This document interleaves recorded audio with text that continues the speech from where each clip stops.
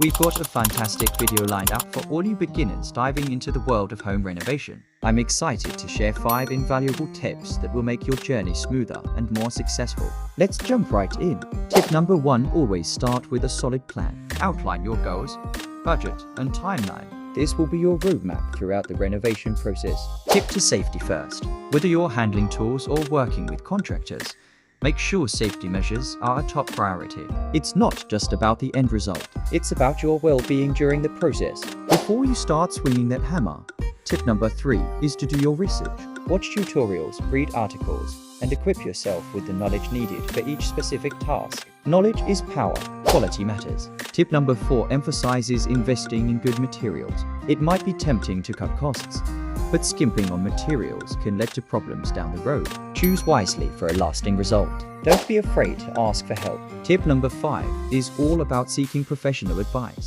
Sometimes consulting with an expert can save you time, money, and headaches in the long run. There you have it, 5 home renovation tips for beginners.